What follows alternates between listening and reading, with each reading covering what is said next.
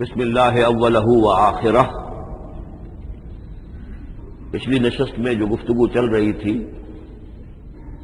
وہ فہم قرآن کے ضمن میں کچھ بنیادی اصول کہ جنہیں اگر پیش نظر رکھا جائے تو سہولت ہو جائے قرآن کے سمجھنے میں۔ 5 چیزیں بیان ہو چکی تھی۔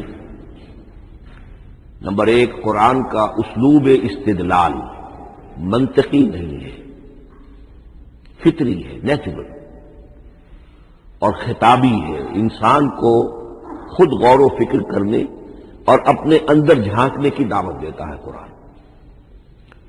ثانیاً، قرآن مجید کی آیات میں تقسیم ہے محکمات اور متشابہات، اور سورہ آل عمران میں جہاں اس کا ذکر ہے فرما دیا گیا ہے کہ اہل ایمان کا شیوہ یہ ہونا چاہیے کہ وہ محکمات پر اپنی توجہ کو مرکوز رکھیں اور متشابہات کے بارے میں اجمالی طور پر یقین رکھیں کہ اللہ کی طرف سے ہے، یقیناً حق ہے، چاہے وہ ہماری سمجھ میں آئی ہے یا نہیں آئی۔ لیکن اس میں جو ایک براڈ تقسیم ہے وہ یہ کہ آیات الاحکام سب کی سب محکمات ہیں، مستقل، اور عالم غیب، عالم آخرہ، عالم برزخ، عالم ارواح، عالم ملائکہ، اس کے تمام امور مستقل طور پر متشابہات میں سے ہے۔ البتہ ایک تیسری کیٹیگری ہے کہ جو سائنٹیفک فینومینا کے ضمن میں ہو سکتا ہے کہ ایک شے آج متشابہات میں ہو، کل وہ محکمات میں داخل ہو جائے، جبکہ انسانی علم جو ہے وہاں تک پہنچ جائے اور اس کا ادراک کر سکے۔ نمبر 3، تفسیر زیادہ تر لفظی طور پر اور نحو اور صرف سے بحث کرتی ہے، تعویل کا مقصد ہے اصل مدلول تک پہنچنے کی کوشش کرنا۔ نمبر 4، تعویل میں عام اور خاص کانٹیکسٹ میں، زمان و مکان کے خاص کانٹیکسٹ میں جب قرآن نازل ہوا تو کسی آیت کا کیا اصل مفہوم تھا جو سمجھا گیا۔ اس میں شان نزول کی روایات کو بھی اہمیت حاصل ہوگی۔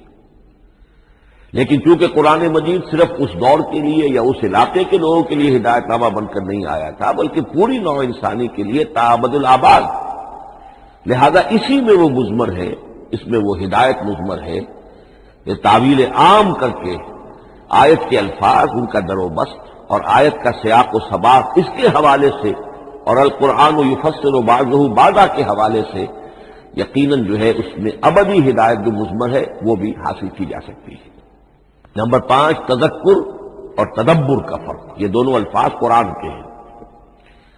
تذکر کے لیے 4 مرتبہ اللہ نے سورہ قمر میں چیلنجنگ انداز میں فرمایا ہے، وَلَقَدْ يَسَّرْنَا الْقُرْآنَ لِلذِّكْرِ فَهَلْ مِن مُّدَّكِرٍ، ہم نے قرآن کو ذکر کے لیے، تذکر کے لیے، ہدایت اخذ کرنے کے لیے، بنیادی نصیحت حاصل کرنے کے لیے نہایت آسان بنایا ہے۔ تو ہے کوئی جو اس سے تذکر کرنا چاہے؟ اس تذکر میں قرآن کے لیے صرف یہ کافی ہے کہ انسان عربی زبان سے اتنا واقف ہو کہ اس کا ایک براہ راست مفہوم سمجھتا چلا جائے، اور دوسری شرط لازم ہے نیت کی درستی، طلب ہدایت پیش نظر ہو، اپنے علم کی دھوس جمانا جو ہے وہ مقصود نہ ہو، تو قرآن مجید سے تذکر حاصل ہو جائے۔ تدبر کے اعتبار سے قرآن مجید مشکل ترین کتاب ہے، بلکہ میں نے اس وقت ایک غلط لفظ استعمال کر دیا تھا، دنیا کی مشکل ترین، یہ دنیا کی کتاب ہے ہی نہیں، یہ تو مشکل ترین کتاب ہے، بھائی مانا کہ اللہ تعالیٰ کے علم کامل سے اس کا نزول ہوا ہے، اس علم کا احاطہ کسی انسان کے لیے ممکن نہیں ہے۔ اسی طرح یہ قرآن ایک ایسے سمندر کے مانند ہے جس کا نہ کوئی کنارہ ہے اور نہ ہی اس کی کوئی تہہ ہے، اس میں پوری زندگیاں کھپانے کے باوجود بھی افلا یتدبرون القرآن، تدبر لیدبروا آیاتہ ولیتذکر اولو الالباب، یہ 2 اصطلاحات خود قرآن کی ہیں۔ میرا جو کتابچہ ہے مسلمانوں پر قرآن مجید کے حقوق، اس میں میں نے ان پر تفصیل سے بحث کی۔ نمبر 6، 2 اعتبارات سے قرآن مجید پر غور کرنے والے کا ایٹیچیوڈ ایک دوسرے سے بالکل متضاد ہوگا۔ احکام کے حوالے سے ایک طالب علم کا رخ پیچھے کی طرف ہونا چاہیے. اسلاف نے کیا سمجھا، ان سے پہلوں نے کیا سمجھا، ان سے پہلوں نے کیا سمجھا، صحابہ نے کیا سمجھا، یہاں تک کہ اپنے آپ کو محمد الرسول اللہ کے قدموں میں پہنچا دیجیے. دین کا عملی پہلو، حلال اور حرام، جائز و ناجائز، یہ چیزیں آپ کو، یہ نہیں کہ آپ کو نئے زمانے کی وہ جو بھی ریسرچ ہو اس کے حوالے سے اور نئے زمانے کے سائنسی جو حقائق ہیں ان کے حوالے سے بات کریں. دوڑ پیچھے کی طرف ہے گردش ایام، تو پیچھے سے پیچھے، پیچھے سے پیچھے، یہاں تک کہ میں مصطفیٰ برسا کی شنا کے دی ہماؤس اگر بہو نہ رسیدی تمام مولا. لیکن حکمت، سائنس اس کے حوالے سے آگے بڑھی ہے، آگے سے آگے بڑھی ہے. وہ تو میں عرض کر چکا ہوں کہ وہ جو فینومینا قرآن مجید میں سائنٹیفک مذکور ہیں ان کی اصل حقیقت جو ہے وہ ہمارے اگر اسلاف کو سمجھ میں نہیں آ سکی تو بات سمجھ میں آتی ہے. ابھی علم کی سطح ہی اتنی کمزور تھی، اتنی نیچی تھی کہ اس کا ادراک ممکن نہیں تھا. اس میں آگے بڑھیے تو اس میں بالکل متضاد ہو گیا کہ ایک نے زمانے کا ساتھ دینے کی بجائے زمانے سے بھی آگے چلو، اور ایک میں پیچھے پیچھے پیچھے پیچھے، یہاں تک کہ محمد الرسول اللہ والذین معہ، محمد الرسول اللہ والذین معہ، ان کے قدموں تک اپنے آپ کو پہنچا دو. آخری شے فہم قرآن کے ضمن میں، لیکن یہ last but not the least کے مصداق ہے. یہ بات بہت صراحت کے ساتھ مولانا مودودی نے لکھی ہے تفہیم القرآن کے مقدمے میں، اور بہت اہم بات ہے، بہت اہم بات. اور وہ یہ ہے کہ قرآن مجید ایک ایسی کتاب نہیں ہے جسے کوئی محقق اور ریسرچ اسکالر اپنی لائبریری میں بیٹھ کر اور ریفرنس بک سامنے رکھ کر ادھر سے ادھر اور سمجھ لے. اس کے سمجھنے کا کی شرط لازم یہ ہے کہ جو یہ راستہ دکھاتا ہے اس پر چلنا شروع کرے. ایک ایک قدم کے بعد قرآنی حقائق مزید منکشف ہوں گے اور مزید منکشف ہوں گے اور مزید منکشف ہوں گے. جب تک قرآن مجید کے بتائے ہوئے راستے پر آدمی چلے گا نہیں، قرآن کی اصل حقیقت اس پر کبھی منکشف نہیں ہوگی. چاہے تفسیر لکھ دے، وہ تو لفظوں کی بحث ہے، صرف اور نحو ہے یا روایات ہیں، وہ جمع کر دیجیے. لیکن یہ کہ قرآن مجید کا صحیح فہم عمل کے بغیر ممکن ہے. جیسے قرآن مجید میں آتا زادتہم ایمانا، ایمان بڑھتا ہے، عمل کے ذریعے سے ایمان بڑھتا ہے. میں اس میں ایک شے کا اضافہ کر رہا ہوں. میرے نزدیک قرآن مجید مینول آف ریولیوشن، محمد عربی صلی اللہ علیہ وسلم نے ایک عظیم انقلاب برپا کیا دنیا میں، اور ایک انقلابی جد و جہد کی ہے. دعوت کے قبول کرنے والوں کو منظم کرنا، ان میں سم و طاعت کی عادت پیدا کرنا، پھر ان میں تن من دھن قربان کرنے کا جذبہ پیدا کرنا، پھر ان کا تزکیہ کرنا، ان کی تربیت. پھر جب وہ تیار ہو جائیں تو باطل سے ٹکر، اور اس میں پھر جہاد اور قتال کے مراحل، تاکہ انقلاب آ گیا. اور یہ کہ جاء الحق وزهق الباطل ان الباطل كان زهوقا. اس جد و جہد کے ہر مرحلے پر قرآن نازل ہو رہا ہے، جو اس مرحلے کے جو مسائل ہیں، جو اس مرحلے کے پرابلمز ہیں، جو اس مرحلے کی مشکلات ہیں، ان سے بحث کر رہا ہے.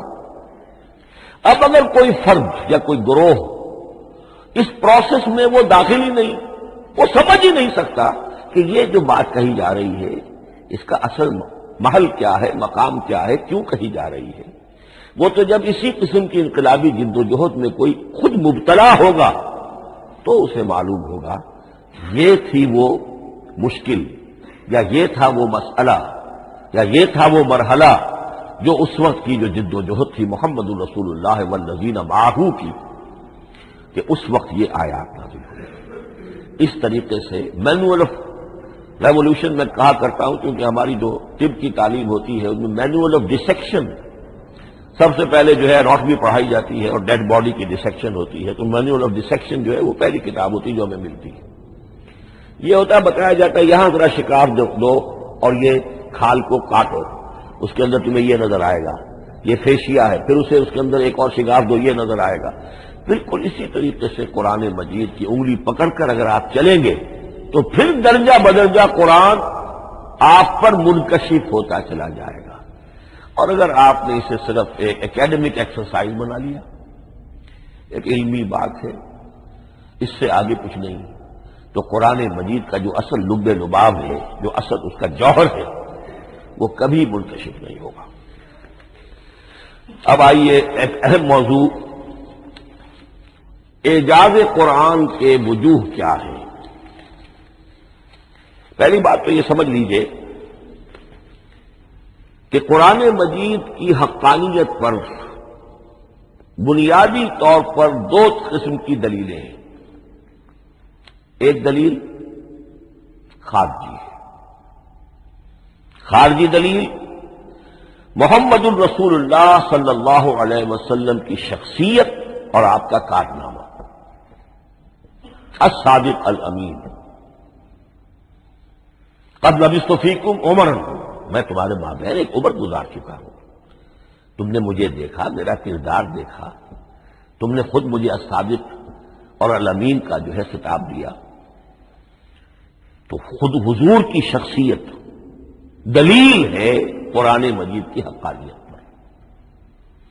اس اعتبار سے ایک مضمون بہت اہم ہے، اور وہ یہ کہ قرآن اور محمد صلی اللہ علیہ وسلم اس طرح ایک دوسرے کے ساتھ جڑے ہوئے ہیں، گتھے ہوئے ہیں، ایک وحدت بن گئے ہیں، ایک آرگینک ہول بن گئے ہیں کہ ایک دوسرے کے لیے شاہد بھی ہے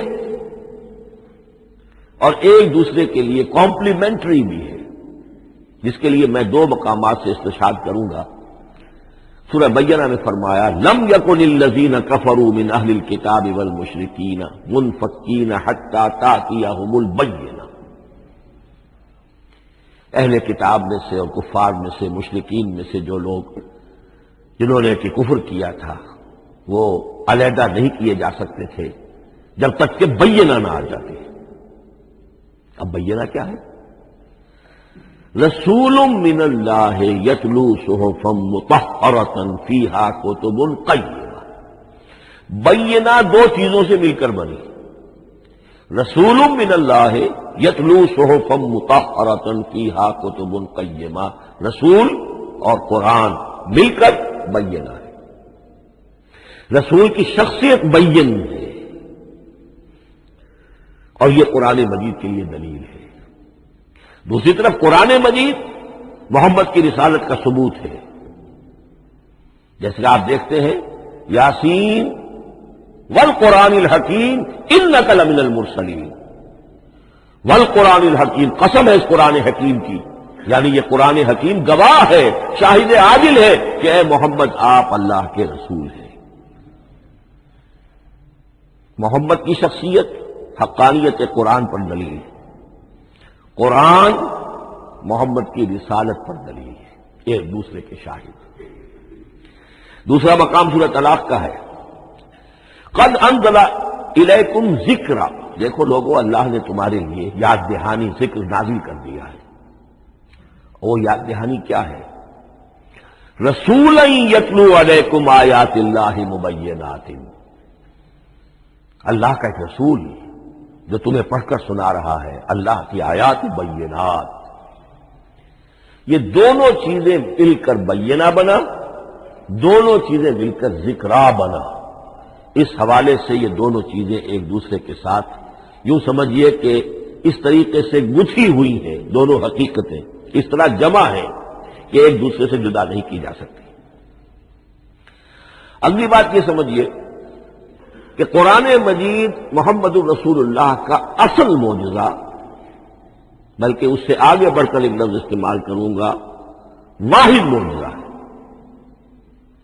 آپ شاید حیران ہو کہ اور بھی تو معجزات بیان ہوتے ہیں حضور کے، لیکن میری بات سمجھیے، غور کیجیے، ان واقعات سے مجھے انکار نہیں ہے، لیکن جو بات میں کہنا چاہتا ہوں اس کو اچھی طرح سمجھیے۔ معجزہ کہتے کسے؟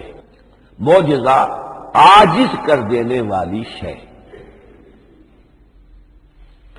اس معجزے میں دو چیزیں ہونی لازم ہیں، دعویٰ اور تحدی، چیلنج۔ جبکہ کوئی خرق عادت کوئی شے پیدا ہو جائے، خرق عادت اسے کہتے ہیں کہ فزیکل لا ایک ہے، پانی، واٹر کیپس اٹس سرفیس، حضرت موسیٰ کا عصا اس پر لگا اور سمندر پھٹ گیا، خرق عادت ہے، یعنی جو عادی قانون ہے، عام طور پر جو قوانین طبعیہ ہیں ان کا پھٹ جانا، ختم ہو جانا، ٹوٹ جانا، اور کسی حقیقت کا اس میں سے ظاہر ہو جانا جو ان فزیکل لاز کے خلاف۔ آگ کے بارے میں قانون کیا ہے؟ وہ جلاتی ہے، لیکن یہ کہ یہ معجزہ ہے، یہ خرق عادت ہے کہ حضرت ابراہیم آگ میں ڈالے گئے، اس نے نہیں جلائے، یا نارو کونی بردن و سلام علی ابراہیم۔ تو خرق عادت کو اب دو قسموں میں آپ سمجھیے۔ ایک خرق عادت وہ ہے جو دعوے کے ساتھ پیش کیا جائے، اپنی صداقت، اپنی رسالت کی حقانیت اور صداقت کے ثبوت کے طور پر، اور اس میں چیلنج کیا جائے کہ آؤ مقابلہ کر لو، وہ اس رسول کا اصل معجزہ ہوتا ہے۔ ایک خرق عادت وہ ہے جو اللہ تعالیٰ اپنے نیک بندوں کی بزرگی کو ظاہر کرنے کے لیے، غیر انبیاء کے لیے بھی کرامات جنہیں ہم کہتے ہیں ہو جاتی ہے۔ بہت سے صحابہ سے وہ کرامات ثابت ہے۔ حضرت عمر رضی اللہ تعالی عنہ کو شام کا میدان جنگ دکھا دیا گیا، یا ساریۃ الی الجبل کے الفاظ آپ نے فرمائے۔ ابھی تو ٹیلی ویژن کہیں نہیں تھا، ابھی یہ سارے وسائل و ذرائع موجود نہیں تھے، یہ خرق عادت ہے۔ غیر نبی کے لیے اسے ہم کہیں گے کہ یہ کرامات ہے۔ نبی کے لیے لفظ معجزہ اختیار کر لیا جاتا ہے، لیکن معجزہ اس کو نہیں کہنا چاہیے، اصل میں یہ بھی نبی کے لیے کرامات کے درجے کی شے ہے جو اس سے بلند ہے۔ معجزہ وہ ہے جسے کوئی نبی دلیل کے طور پر پیش کرے اور اس پر چیلنج کرے کہ آؤ اور مقابلہ کرو۔ مثلا حضرت موسیٰ علیہ السلام کو دو معجزے دیے گئے، اور اس میں سے جو سانپ بن جانا تھا لاٹھی کا، وہ معجزہ جس پر چیلنج بھی آیا اور ساحروں سے مقابلہ بھی کیا، اور ساحر شکست کھا گئے، عاجز آ گئے۔ القی السحرۃ ساجدین، وہ سارے جادوگر جو ہے فوری طور پر بے اختیار سجدے میں گر گئے۔ آمنا برب موسیٰ و ہارون، ہم ایمان لے آئے موسیٰ اور ہارون کے رب پر۔ یہ معجزہ ہے۔ اس معنی میں محمد الرسول اللہ صلی اللہ علیہ وسلم کا معجزہ صرف قرآن ہے۔ قرآن مجید میں آپ سورہ انعام میں بھی دیکھیں گے بہت ہی شدت کے ساتھ، سورہ بنی اسرائیل میں دیکھیں گے بڑی تفصیل کے ساتھ معجزے طلب کیے گئے۔ آپ اس مکے کی سرزمین میں ابھی ہمارے دیکھتے ہی دیکھتے چشمہ نکال دیجئے، ہم مان لیں گے آپ اللہ کے رسول ہیں۔ آپ ہماری نگاہوں کے سامنے آسمان پر چڑھ کر دکھائیے، پھر وہاں سے کتاب لے کر اتریے، پھر ہم سمجھ لیں گے آپ اللہ کے رسول ہیں۔ آپ کے لیے چشم زدن میں کوئی محل سونے کا چاندی کا تیار ہو جائے، مان لیں گے آپ کو اللہ کے رسول ہیں۔ آپ اس بے آب و گیا وادی میں فوراً ایک باغ جو ہے اپنے لیے بنا کے دکھا دیں، مان لیں گے کہ آپ اللہ کے رسول ہیں۔ ایسے تمام مطالبات پر اللہ تعالیٰ کی طرف سے کوڑا جواب ملا، اللہ اس قسم کی کوئی شے نہیں دکھائے گا۔ بلکہ سورہ انعام جب ہم پڑھیں گے وہاں تو بہت سی واقعہ یہ ہے کہ اس کو پڑھ کر رقت طاری ہوتی ہے کہ ایک موقع پر ایسا محسوس ہوتا ہے کہ حضور صلی اللہ علیہ وسلم کی طبیعت مبارکہ میں یہ خیال پیدا ہو گیا کہ اللہ کو ایسی شے کو دکھائی دی جائے تاکہ چپ تو ہو جائے، نہ بھی مانیں گے چپ تو ہوں گے، ورنہ تو عوام کے سامنے ان کی دلیل مجھ پر قائم ہو رہی ہے تو یہ رسالت کے مدعی ہے۔ ہم کہتے ہیں معجزہ دکھاؤ، معجزہ نہیں دکھاتے، تو پوزیشن میری جو ہے کمزور ہو رہی ہے۔ وہاں جس انداز میں اللہ نے کہا ہے ہرگز نہیں، اے نبی اگر آپ کے اختیار میں ہے تو کہیں آسمان پر سیڑھی لگا لیجئے یا زمین میں سرنگ لگا کے کوئی معجزہ لا سکتے ہو تو لے آئیے، ہم نہیں دکھائیں گے۔ رقت طاری ہوتی ہے۔ تو حضور کا معجزہ اس معنی میں صرف ایک ہے اور وہ قرآن ہے۔ اچھا، اس کے لیے کیسے کیسے چیلنج کیے گئے؟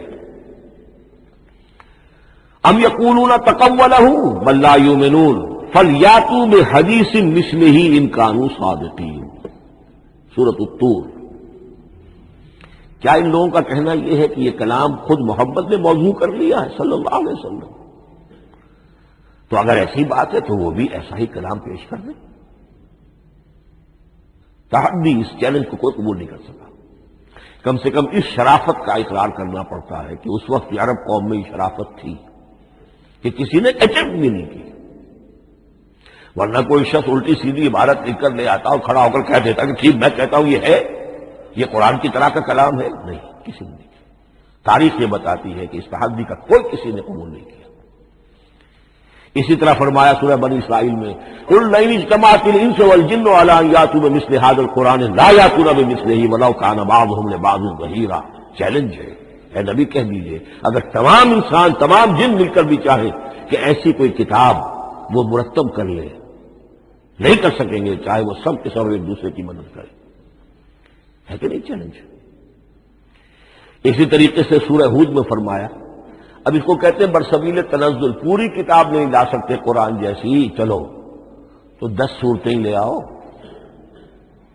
قل فاتوا بعشر سور مثلہ مفتریات، اے کہیے اے نبی، سورہ ہود کی آیت نمبر 13 ہے، اس جیسی کوئی 10 صورتیں لے آؤ۔ 114 نہ صحیح، 10 صحیح۔ یہ بھی نہیں ہوا تو برسبیل تنزل اور سورہ یونس میں فرمایا قل فاتوا بسورۃ من مثلہ، ایک سورت ہی لے آؤ۔ اور اسی کو سورہ بقرہ کے 30 رکوع میں دہرایا گیا، وَإِن كُنتُمْ فِي رَيْبٍ مِّمَّا نَزَّلْنَا عَلَىٰ عَبْدِنَا فَأْتُوا بِسُورَةٍ مِّن مِّثْلِهِ وَادْعُوا شُهَدَاءَكُم مِّن دُونِ اللَّهِ إِن كُنتُمْ صَادِقِينَ۔ لیکن نوٹ کر لیجئے کہ کسی نے یہ جرأت نہیں کی، نہ قرآن کے اس دعوے کو چیلنج کیا، نہ کسی نے مقابلے کی کوشش کی، نہ کوئی اپنی کوئی تصنیف و تالیف یا اپنا کوئی کمپوزیشن لا کر اور یہ دعویٰ کر کے کھڑا ہوا کہ جمع کر لیجئے، منصف بلا لیجئے، کوئی کمیشن بٹھا لیجئے، میرا یہ کلام بھی بالکل ہم بدل ہے اس کلام کی، نہیں۔ اب ہمیں دیکھنا یہ ہے کہ وجوہ اعجاز قرآن مجید کے کیا کیا ہے۔ معجزہ تو یہ ہے، حضور کا اصل معجزہ یہ ہے، لیکن معجزہ کس کس پہلو سے ہے؟ یہ ایک ایسا موضوع ہے کہ جس پر پوری تصانیف لکھی گئی ہے۔ وجوہ الاعجاز، وجوہ اعجاز القرآن، قرآن کے معجزہ ہونے کے کون کون سے پہلو ہیں۔ اس کا واقعہ یہ ہے کہ احسان ناممکن ہے، اور جیسے جیسے زمانہ آگے بڑھے گا اس کے اور پہلو واضح ہوتے جائیں گے۔ سنوریہم آیاتنا فی الآفاق وفی انفسہم حتی یتبین لہم انہ الحق۔ لیکن یہ کہ کس کس پہلو سے یہ معجزہ ہے، چند موٹی موٹی باتیں ضرور سمجھ لیجئے۔ لغت، ادب، فصاحت، بلاغت، عذوبت، مٹھاس، اس کے اعتبار سے قرآن معجزہ ہے۔ لیکن اس اعتبار سے قرآن معجزہ ہے یا تو تھا اپنے زمانے کے عربوں کے لیے، غیر عرب کے لیے تو نہیں تھا۔ غیر عرب جو ہے قرآن مجید کی جو بھی فصاحت و بلاغت ہے، اس کا جو لٹریری بیوٹی ہے، اس کو تو وہ اپریشیٹ نہیں کر سکتا تھا۔ یہ حصہ جو ہے یا تو عربوں کے لیے تھا اس وقت دائمی، یا آج بھی عرب کچھ نہ کچھ، بہرحال عربی ان کی زبان ہے، وہ پڑھتے ہیں، جیسا کہ میں نے عرض کیا تھا، چاہے عیسائی ہو اور چاہے یہودی ہو، وہ بھی اپنے ہاں لٹریچر کی، عربی لٹریچر کی ہائیسٹ کتاب کی حیثیت سے قرآن مجید پڑھانے پر مجبور ہے۔ ایک پہلو اس کا یہ ہے، اور اسی کے حوالے سے نوٹ کیجئے حضرت نبید رضی اللہ تعالی عنہ، یہ سبع معلقہ کے شعراء میں سے تھے آخری۔ عربوں میں چونکہ اس کا بڑا چرچا تھا شاعری کا، تو ان کا جو سالانہ جشن ایک ہوتا تھا، اس میں وہ بہت بڑے بڑے شعراء سب جمع ہوتے تھے، اپنے اپنے قصیدے پڑھتے تھے، اور جس کا قصیدہ سمجھا جاتا تھا کہ سب سے اعلیٰ ہے، سب سے بلند ہے، سب سے عمدہ ہے، اب اسے اس سال کے لیے وہ گویا کہ ملک الشعراء اس کو مانا جاتا تھا کہ یہ شاعروں کا بادشاہ ہے، اور تمام شاعر اسے سجدہ کرتے تھے بالفعل، اور اس کے قصیدے کو کعبے کی دیوار کے ساتھ ٹانگ دیا جاتا تھا، معلق کر دیا جاتا تھا۔ ایسے 7 قصیدے ہیں جن کے مجموعے کا نام ہے سبع معلقہ۔ اس سبع معلقہ جو ہے 7 جو سلسلے ہیں، ان میں آخری حضرت لبید کا ہے، وہ ایمان لے آئے۔ ایمان لانے کے بعد انہوں نے شعر کہنا چھوڑ دیا۔ اس پر حضرت عمر نے ایک دفعہ ان سے کہا کہ لبید اب آپ شعر نہیں کہتے۔ ان کا جواب تھا ابعد القرآن، کیا قرآن کے بعد بھی کسی کے لیے کوئی موقع ہے کہ وہ کچھ کہنے کی کوشش کرے؟ فصاحت اور بلاغت کی تو معراج قرآن مجید ہے، وہ آ چکی ہے۔ تو جہاں تک اہل عرب کے لیے اس کا معجزہ ہونا خاص طور پر اس دور میں اور اب بھی کسی درجے میں، اس میں تو اہمیت ہے اس کی ادبیت، اس کی فصاحت، اس کی بلاغت، اس کی عظومت۔ دائمی اور ابدی یہ کس اعتبار سے معجزہ ہے؟ عہد حاضر میں اور غیر عرب لوگوں کے لیے نمبر ایک، سائنسی حقائق کا انکشاف۔ جس طریقے سے کہ یہ سائنسی حقائق منکشف ہوتے چلے جا رہے ہیں ابدی طور پر، میں ڈاکٹر مورس بکائی کا حوالہ دے چکا ہوں اور پروفیسر ڈاکٹر کیتھل مور کا حوالہ دے چکا ہوں، ان کو ذہن میں رکھیے۔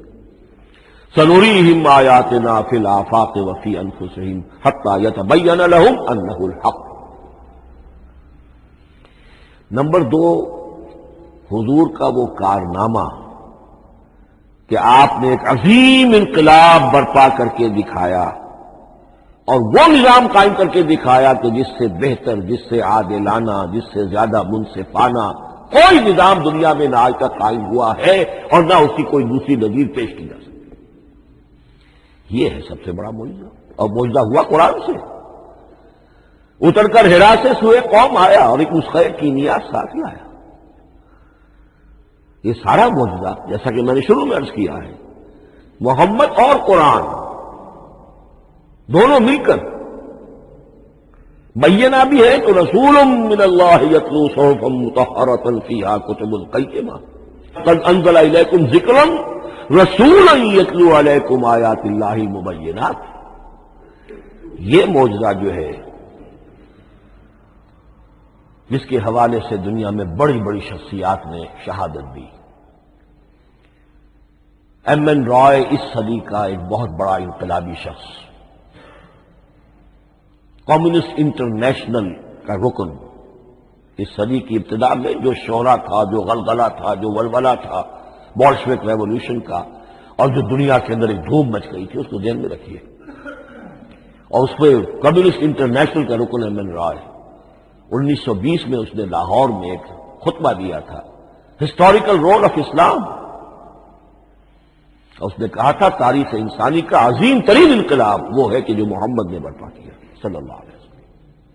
آج بھی یہ کتاب بھارت میں چھپتی ہے، بامبے کا ایک پبلشر شائع کرتا ہے، historical role of Islam by M N رائے۔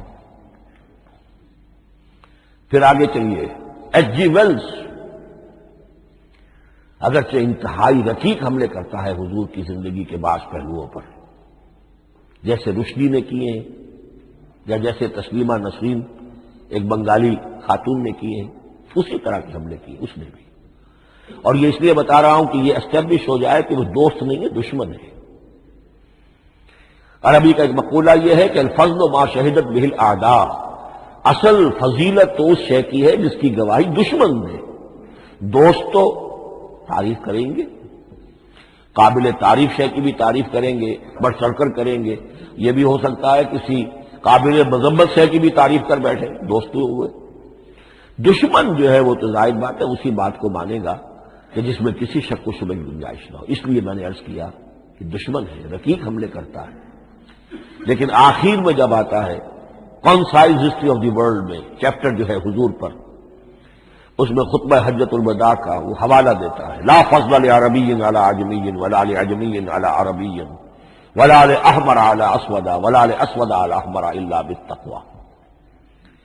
اور پھر لکھتا ہے کہ اگرچہ انسانی حریت و اخوت و مساوات کے واعظ تو پہلے بھی بہت کہے گئے تھے، یہاں تک کہ مسیح ناصری حضرت عیسیٰ علیہ السلام کے ہاں بھی ہمیں بڑے واعظ ملتے ہیں، لیکن یہ ماننا پڑتا ہے کہ تاریخ انسانی میں پہلی مرتبہ ان اصولوں پر ایک انسانی معاشرہ قائم کر کے دکھایا محمد نے صلی اللہ علیہ وسلم۔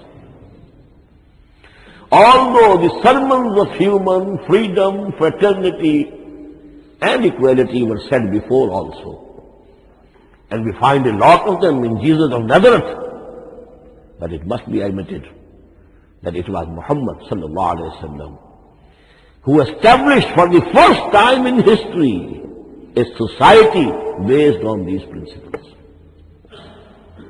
اسی طرح کی گواہی آج سے تقریباً 20 سال پہلے امریکہ کے ڈاکٹر مائیکل ہارٹ نے دی. A selection and gradation of the 100 most influential personalities of human history. اور نمبر 1 پر محمد کا ذکر کر رہا ہے صلی اللہ علیہ وسلم، اور کہتا ہے naturally I owe an explanation, میں عیسائی ہوں اور ابھی تک عیسائی ہے، وہ اس کی موت کی بھی ابھی کوئی خبر نہیں آئی ہے، عیسائی ہے، لیکن یہ کہ اس نے حضور کو نمبر 1 پر رکھا، حضرت عیسیٰ کو نمبر 3 پہ لے گیا.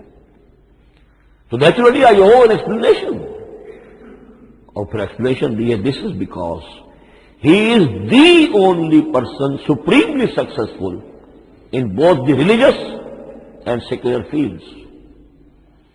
یہ دونوں میدان جو ہے مذہب اور روحانیت اور دوسری طرف سیاست اور حکومت اور ریاست، ان دونوں میدانوں میں بیک وقت انتہائی کامیاب انسان صرف ایک ہے، اور وہ محمد ہے صلی اللہ علیہ وسلم. یا تو آدمی اس میں اونچا ہوتا ہے، روحانیت میں ہے، دین میں ہے، اخلاق میں ہے، تو سیاست اور ریاست میں زیرو ہوگا. یا کوئی بہت بڑا بادشاہ ہے، بڑا حکمران ہے، بڑا فاتح ہے، سکندر اعظم ہے، تو وہ اخلاقیات میں اور روحانیات میں زیرو نہیں، مائنس ہوگا. یہ معاملہ کہ دونوں میں this is because he is the only person supremely successful in both the religious and secular fields. لیکن یہ بات نوٹ کر لیجئے کہ جو تازہ ایڈیشن ہے اس کتاب کا، اس میں سے یہ پیسج نکال دیا ہے نئے جو ایڈیٹرز ہیں انہوں نے. اس کے لیے آپ کو کسی پرانے ایڈیشن سے رجوع کرنا پڑے گا، concise history of the world, اور وہ لائبریریوں میں مل جائے گا. علامہ اقبال نے اس بات کو یوں بیان کیا ہے، ہر کجا بینی جہانے رنگ و بو، کہ از خاکش برویت آرزو، یاد نور مصطفیٰ اورا بہاس، یا حنود اندر تلاش مصطفیٰ. اس دنیا میں تمدن کے اعتبار سے، اخلاق کے اعتبار سے، معاشرت کے اعتبار سے کہیں کوئی خوبی اگر تمہیں نظر آتی ہے، کوئی رمق نور کی، خوبی کی، بھلائی کی، رنگ و بو، جان لو کہ یا تو وہ نور محمدی سے مستعار لی گئی ہے، اور یا ابھی تک انسان ابھی محمد کی تلاش میں ہے، ادھر جا رہا ہے، قافلہ ادھر جا رہا ہے، نوع انسانی کا چاروں ناچار ادھر جا رہا ہے. سوشل ایوولوشن کا پروسیس انسان کو افراط و تفرید کے دھکوں کے باوجود تدریجاً لے کر جا رہا ہے بحیثیت مجموعی پوری مین کائنڈ کو اسی بات کی طرف کہ جس کی طرف دعوت دی تھی محمد رسول اللہ صلی اللہ علیہ وسلم. ہر کجا بینی جہان رنگ و بو، کہ از خاکش برویت آرزو، یا ز نور مصطفیٰ اورا بہاست، یا حنود اندر تلاش مصطفیٰ است. اسی اعتبار سے میں ایک بات اور کہہ رہا ہوں، اس پہلو سے واقعہ یہ ہے کہ میرے نزدیک اس دور میں اعجاز قرآن کی سب سے بڑی نمائندہ شخصیت، اعجاز قرآن کا سب سے بڑا مظہر علامہ اقبال کی ذات ہے.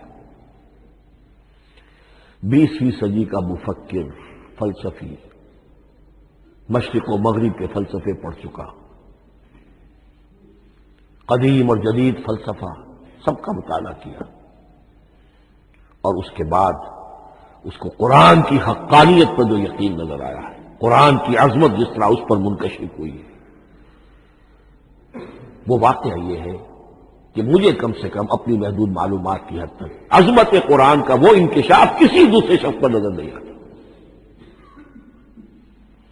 انہوں نے جس جس طریقے سے مرثیے کہے کہ مسلمان قوم نے کس طرح قرآن کو چھوڑا ہوا ہے، واعظ ہے تو قرآن سے نہیں کہیں اور سے، تربیت اور تزکیہ نفس ہے تو اس کا تعلق قرآن سے نہیں، وہ بھی کچھ اور مستعار چیزیں ادھر سے ادھر سے لے لی ہیں، فلسفے ہیں تو کہیں اور سے لے لیے ہیں، قرآن سے حکمت جو ہے وہ اخذ نہیں کی گئی ہے. کیسے کیسے انہوں نے عظمت قرآن کا جو انکشاف ان پر ہوا اس کی تعبیر کی ہے. کتاب زندہ قرآن حکیم، حکمت او لا یزا نسط و قدیم، حرف اورا رہے نئے، تبدیل نئے، آیا شرمندہ تعویل نئے فاش گویا ماچے در دل مزمر است ای کتابیں نیز چیزیں دیگر است مثل حق پنہاؤ ہم پیداستو زندہ و پائندہ و گویاستو چوں بجاں در رفت جہاں دیگر شود جہاں تو دیگر شد جہاں دیگر شود. میں اس میں خاص طور پر 2 اشعار آپ کو اس سے سنانا چاہتا ہوں. انہوں نے حضور سے مناجات کرتے ہوئے 2 اشعار کہے. اس سے آپ کو اندازہ ہوگا کہ انہیں کتنا یقین تھا کہ میرے سارے فکر کا منبع قرآن حکیم ہے. کہتے ہیں در دلم آئینہ بے جوہر است. اے اللہ کے رسول صلی اللہ علیہ وسلم، اگر میرا دل اس آئینے کے مانند ہے جس میں چمک نہیں ہے، ور بحرفم غیر قرآن مزمر است، اور اگر میرے پیغام میں قرآن کے سوا کوئی شے شامل ہو گئی ہے، قرآن کے سوا کوئی چیز اس میں چھپی ہوئی ہے، مزمر ہے، پردہ ناموس فکرم چاک کرو، تو میرے فکر کی ناموس کے دھجیاں بکھیر دیجیے. پردہ ناموس فکرم چاک کن این خیامہ راز خارم پاک کن. اس شاہراہ کو اس کانٹے سے پاک کر دیجیے. کانٹا میرا، میں کانٹے کے مانند ہوں، پھر اٹھا کر پھینک دیجیے. روز محشر خار و رسوا کن مرا بے نصیب از بوسہ پاک کن مرا. قیامت کے دن مجھے ذلیل و خوار کیجیے گا اور اپنے قدموں، اپنے پائے مبارک کا بوسہ لینے سے محروم کر دیجیے. یہ اتنی بڑی بد دعا جو اقبال اپنے آپ کو دے رہا ہے، تو کس قدر یقین اسے حاصل ہے کہ اس نے قرآن کی ترجمانی کی ہے. اب آئیے، بہت چھوٹے چھوٹے 2 اور مضمون ہیں. قرآن حبل اللہ ہے، اس کے کیا معنی ہے؟ حبل رسی کو کہتے ہیں، اللہ کی رسی. حبل من مسد، سورہ لہب میں یہ لفظ آیا ہے. امام راغب نے اس کی تعبیر کی ہے استعیر للوصل وَلِكُلِّ مَا يَتَوَصَّلُ بِهِ إِلَى شَيْءٍ. یا تو تعلق کو حبل سے استعارہ دیا جاتا ہے، استعارے کے طور پر حبل کا لفظ کسی تعلق کے لیے استعمال ہوتا ہے، یا کسی شے تک پہنچنے کا ذریعہ، وہ حبل ہے. اب یہ ہمیں لفظ ملتا ہے حضرت علی رضی اللہ تعالیٰ عنہ کی روایت میں، هو حبل اللہ المتین. ترمذی میں یہ الفاظ موجود ہیں، حضرت علی سے منقول ہے رضی اللہ تعالی عنہ. یہی ہے اللہ کی مضبوط رسی، کیونکہ قرآن مجید میں آتا ہے وَاعْتَصِمُوا بِحَبْلِ اللَّهِ جَمِيعًا. تو حبل اللہ کون سی ہے؟ پھر یہ حضرت عبداللہ ابن عمر سے بھی ہے، یہ روایت موجود ہے رزین میں، هو حبل اللہ المتین. یہ قرآن ہی اللہ کی مضبوط رسی ہے. اللہ سے اب اس کے 2 پہلو ہیں. ایک تو یہ کہ یہ اللہ سے جوڑنے والی ہے، تقرب اللہ کا ذریعہ ہے، وصول الشیء کسی تک پہنچانے والی شے، اس کا سہل ترین، اللہ کے تقرب کا سہل ترین ذریعہ، مؤثر ترین ذریعہ قرآن حکیم ہے. چنانچہ ترمذی میں حضرت عبداللہ ابن مسعود کا یہ قول موجود ہے، القرآن حبل اللہ الممدود من السماء الی الارض.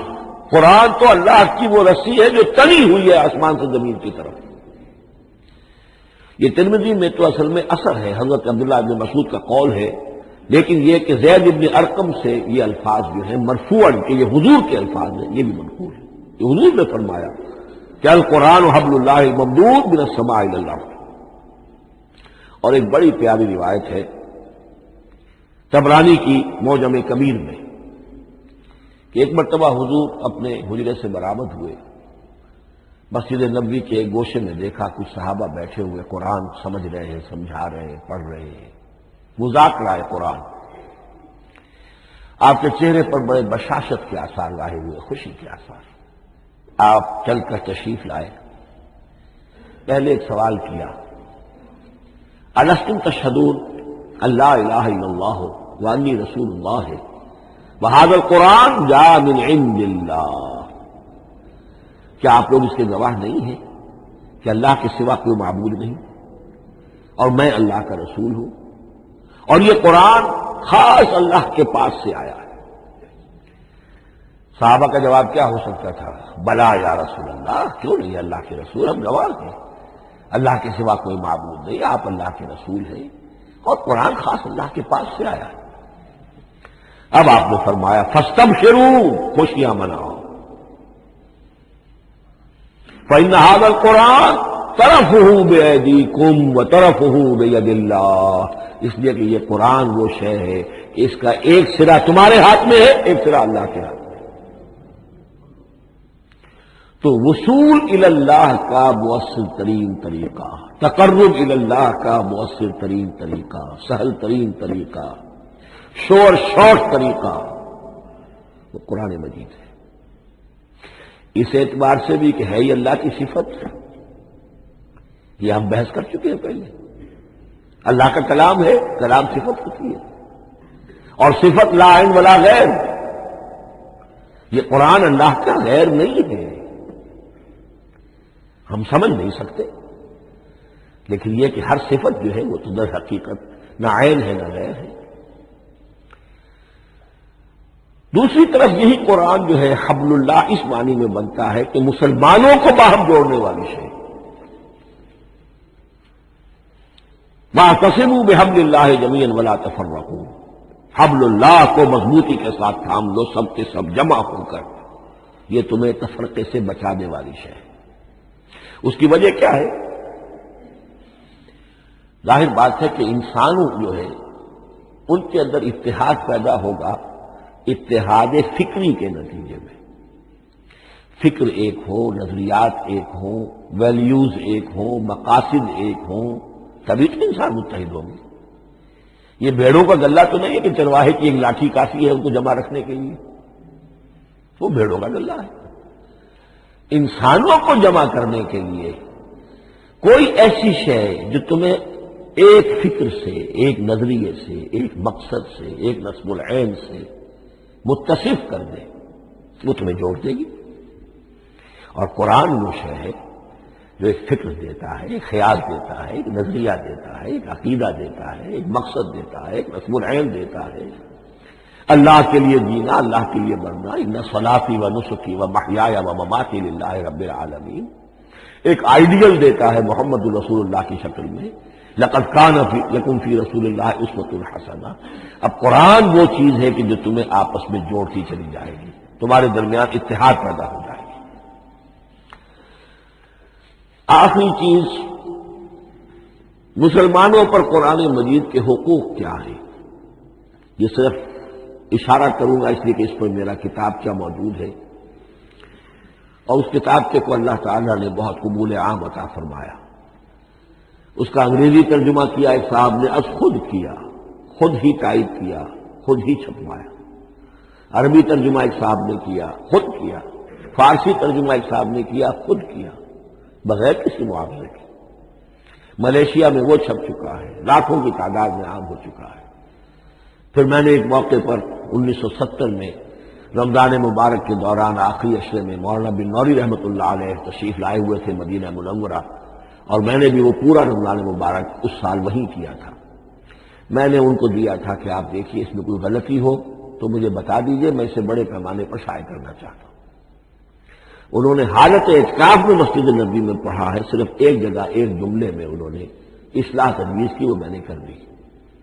اس اعتبار سے اب یہ کتابچہ جو ہے مصدقہ ہے مولانا محمد یوسف بن نوری رحمۃ اللہ علیہ۔ اس میں اللہ تعالیٰ نے جو بات مجھ سے کہلوا دی تھی تقریباً 30 سال پہلے کی بات ہے، ہر مسلمان پر قرآن مجید کے 5 حقوق حسب استعداد و توفیق عائد ہوتے ہیں۔ پہلے یہ کہ اس پر ایمان ہو جیسا کہ ایمان کا حق ہے، صرف زبانی ایمان نہیں، دل سے یقین کہ یہ اللہ کا کلام ہے، اور اس کا نتیجہ کیا ہوگا؟ پھر عظمت اس کی پیدا ہوگی، ایمان و تعظیم، یہ پہلا حق ہے۔ تلاوت و ترتیل، اس کو پڑھے جیسے کہ پڑھنے کا حق ہے، پھر سمجھے جیسے کہ سمجھنے کا حق ہے، تذکر و تدبر، پھر عمل کرے، انفرادی طور پر بھی اجتماعی طور پر بھی۔ انفرادی طور پر جو آپ کی زندگی کے معاملات ہیں وہ آپ قرآن کے مطابق طے کریں، قومی سطح پر حکومت اور ریاست اور قانون اور سیاست، اس کے سارے تقاضے قرآن کے مطابق پورے۔ اور آخری یہ کہ اس قرآن کو پہنچائیں اور عام کریں، جس کے لیے حضور نے اس حد تک اس میں عمومیت کر دی ہے کہ بلغوا انی ولو آیۃ، پہنچاؤ میری جانب سے خواہ ایک ہی آیت پہنچاؤ، میرا کوئی امتی اس سعادت سے بالکل محروم نہ رہ جائے۔ اول تو خیرکم من تعلم القرآن وعلمہ، تم میں سے بہترین لوگ وہ ہیں جو اسی کے لیے اپنے آپ کو وقف کر دیں، قرآن پڑھیں اور پڑھائیں، سیکھیں اور سکھائیں، سمجھیں اور سمجھائیں، اس لیے کہ سمجھنے اور سمجھانے، سیکھنے اور سکھانے، پڑھنے اور پڑھانے کا بھی کوئی ایک لیول تو نہیں ہے، ایک عام لوگوں کی سطح ہے، ایک ان سے اوپر کی سطح ہے، ایک انٹلیکچوئل کی سطح ہے، ایک جینیس لوگوں کی سطح ہے۔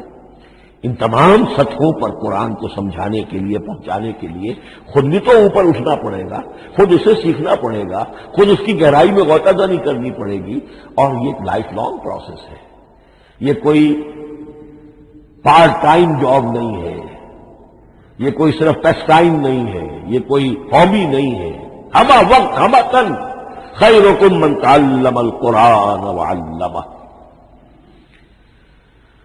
اب آخری بات بتا رہا ہوں، اور وہ یہ ہے کہ قرآن مجید وحی باللفظ ہے، صرف وحی بالمعنی نہیں ہے۔ یہ بحث اصل میں کیونکہ ہمارے پڑھے لکھے طبقے میں کچھ زیادہ ہو جاتی ہے، خاص طور پر جو مشنری اسکولوں وغیرہ میں پڑھے ہو اور عیسائیت اور اس کے عقائد اور اس کے فلسفے کی کوئی تھوڑی بہت ان کو کوئی چھوٹ لگ گئی ہو۔ عیسائیوں کے ہاں یہ عقیدہ ہے، اجماعی عقیدہ ہے کہ وحی بالمعنی ہوتی ہے، یعنی وحی کا ایک مفہوم ہے جو نبی پر اتار دیا جاتا ہے، پھر نبی اپنے الفاظ میں اسے ادا کرتا ہے۔ لفظ اللہ کے نہیں ہوتے، لفظ نبی کے ہوتے ہیں، مفہوم اللہ کا ہوتا ہے۔ ان کے لیے مجبوری یہ ہو چکی ہے جس کی وجہ سے انہیں یہ عقیدہ اپنانا پڑا کہ کوئی ایک انجیل ہے ہی نہیں، 104 انجیلوں میں سے وہ انہوں نے 4 سلیکٹ کی تھی کینونیکل گاسپلز، باقی جو ہے وہ اب وہ ان کو مستند نہیں مانتے، اپوکریفل کہتے ہیں۔ اور میں نے ایک مرتبہ ایک پادری صاحب سے، مسٹر وائٹ ہوتے تھے منٹگومری میں نے ان سے پوچھا which one of them is Bible, یہ متی اور یہ لوک اور مارکس اور جان، ان میں سے کون سی بائبل کون سی ہے؟ تو اس نے جواب دیا none of them is Bible, Bible is in them, ان میں سے کوئی ایک بھی مشخص طور پر، معین طور پر بائبل نہیں ہے، بائبل ان میں ہے بحیثیت مجموعی۔ لہذا ان کے لیے یہ عقیدہ جو ہے وہ لازم سا ہو گیا۔ ہمارے ہاں بھی بعض فلاسفہ نے اس قسم کی باتیں کی ہے کہ جن سے یہ دھوکہ لگتا ہے، لیکن میں خاص طور پر چونکہ علامہ اقبال کا تذکرہ میں نے آج کیا ہے، اسی حوالے سے میں ان کا ایک واقعہ بیان کرنا چاہتا ہوں۔ ایف سی کالج لاہور کے پرنسپل تھے ڈاکٹر یوئنگ، ایک دعوت تھی، اس میں علامہ بھی تھے، وہ بھی تھے۔ تو ڈاکٹر یوئنگ نے کہا، وہ بڑا فلسفی تھا، کہ ڈاکٹر اقبال ہم نے سنا ہے کہ آپ بھی وحی باللفظ کے قائل ہیں، آپ جیسا پڑھا لکھا شخص، عالم دانا۔ علامہ اقبال نے فرمایا جی ہاں، اور مجھے تو اس کا ذاتی تجربہ ہے، مجھ پر تو جو شعر نازل ہوتے ہیں وہ الفاظ میں ڈھلے ہوئے ہوتے ہیں، میں ان میں تبدیلی کرنا چاہوں تو نہیں کر سکتا۔